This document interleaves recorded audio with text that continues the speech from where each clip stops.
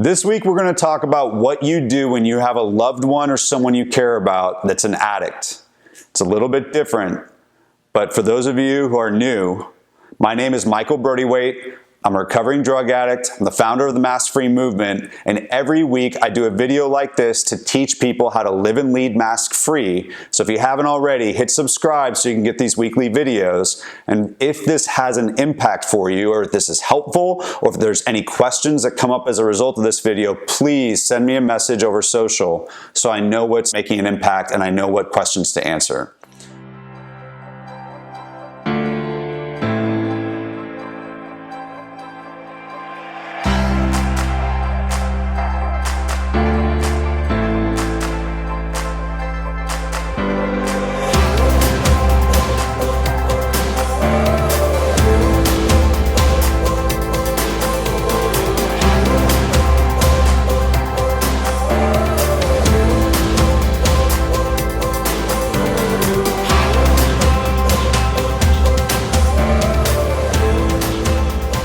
A lot of us, the statistics say, have someone in our lives, in our circles that we care about that is struggling with addiction. And I get this question all the time, what do you do?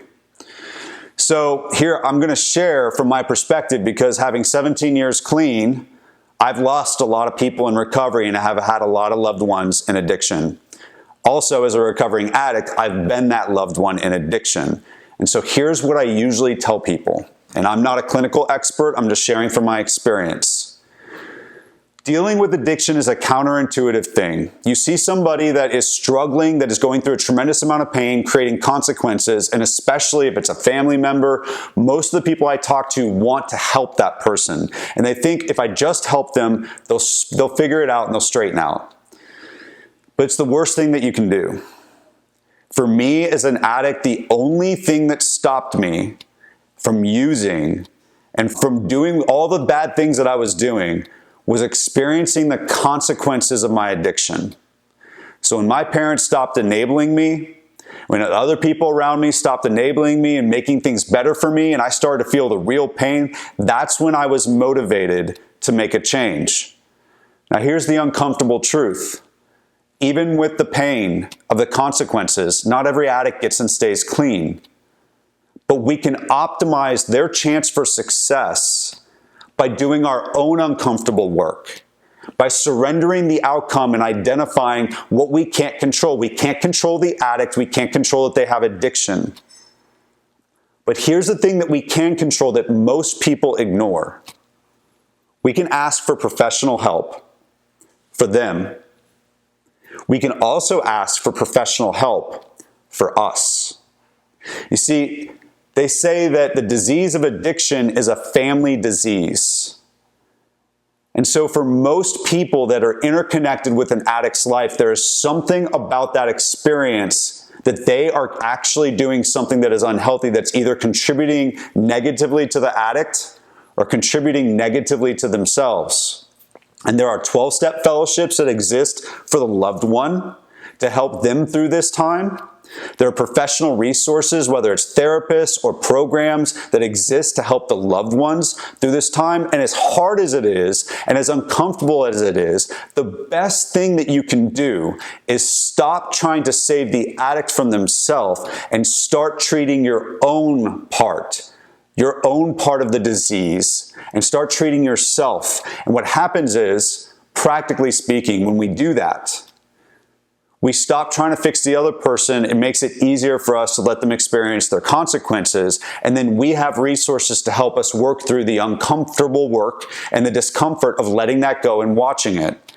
But that is the best thing that you can do for an addict. So to recap, when you have a loved one that is an addict, the truth is you can't save them. You can't prevent the worst things from happening. But if you try, and you enable them, and you rob them of their consequences, you are actively participating in decreasing their probability of success and finding recovery. So take all that energy in loving them and focus on the thing that you can control, in loving you. And the way you do that is not just by saying, I'm going to love myself. It's by actively doing the uncomfortable work and accessing the professional resources that exist to help people dealing with this problem. Just like the addict doesn't need to figure out how to do this alone, you don't need to figure out how to do this alone. And so I challenge you to surrender the outcome, surrender the addict, and do the uncomfortable work, because it just might optimize their probability of success while also optimizing your probability of success. If this video has helped in any way or created more questions as a recovering addict doing the mask-free movement, I want to answer them. So please follow me on social. Now, normally what I'm doing is I'm putting out mask-free content. Social media is a masked world where everybody's pretending to be better than they actually are. I'm putting out content to help you live and lead mask-free. So follow me on my social media channels.